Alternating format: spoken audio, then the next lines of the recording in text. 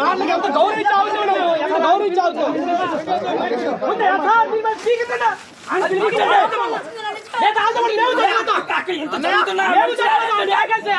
జరుగుతున్నా మంచి రాబోయేంటి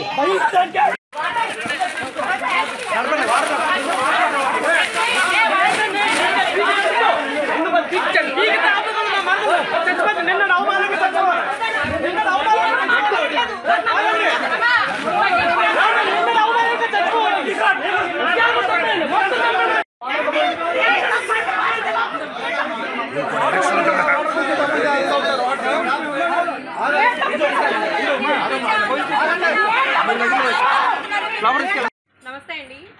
ఈ నోటీస్ ఇంతకు ముందు ఇచ్చారండి. దీన్ని మార్చిస్తామని చెప్పారు. దీన్ని మార్చిస్తా అని చెప్పారండి. దీంట్లో ఉన్న ప్రకారం వాళ్ళు ఇచ్చిన సైట్లో కాకుండా నేను వేరే సైట్లో కడుతున్నానని చెప్పి మాత్రమే రాసిందండి. కాదు, వాళ్ళు చూపించిన పొజిషన్లో నేను కడుతున్నాను. వాళ్ళే తప్పించారండి పొజిషన్ నాకు.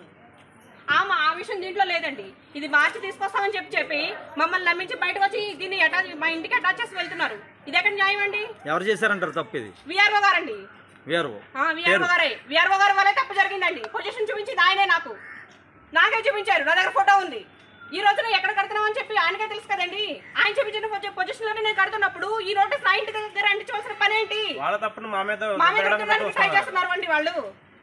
ఇంట్లో మనుషులు లేనప్పుడైతే అంటే డాక్యుమెంట్స్ చూడండి. అయ్యా బౌండరీస్ తోటి ఇచ్చారో లేదో ఇప్పుడు రండి. విఆర్ఓ గారు తప్పుతో పట్టించే ప్రయత్నం చేస్తున్నారండి. 351 లో మేము కట్టట్లేదండి. 351 లో మాకు ఇచ్చారు. మాకు తెలియకుండా ఇచ్చారు. మమ్మల్ని మోసం చేశారు వీళ్ళు. మమ్మల్ని మోసం చేసి ఈ రోజున మా తప్పనిట్టుగా క్రియేట్ చేస్తూ మా బిల్డింగ్ పలగొట్టాలనో లేకపోతే మమ్మల్ని ఇక్కడి నుంచి పంపించాలనో చెప్పి చూస్తున్నారు. వాళ్ళ తప్పేం లేకుండా చెప్పాలని చెప్పి చూస్తున్నారండి. ఇది అన్యాయం. ఇది అన్యాయం. దీంట్లో 351 లో మేము కడతామని చెప్పి రాసింది. కాదు, 351 లో మాకు చూపించారు. 333 లో మాకు చూపించవలసింది 351 లో మాకు చూపించారు. అది ఎందుకు చూపించారు? దీనికి మాకు తెలియకుండా ఇక్కడ అంటించవలసిన పని ఏంటి? మేము లోపలే ఉన్నాం కదా, మా చేతికి ఇవ్వాలి కదా. మేము ఎక్కడికి పోలేదు కదా, మీ తాళాలేసి మేము ఎక్కడికి వెళ్ళిపోలేదు కదా. దీని గోడ ఖండించవలసిన పని ఏంటి? ఇదంతా విఆర్ఓ గారి ప్రోద్బలంతో జరుగుతుంది. ఇక్కడే ఉన్నారండి విఆర్ఓ గారు.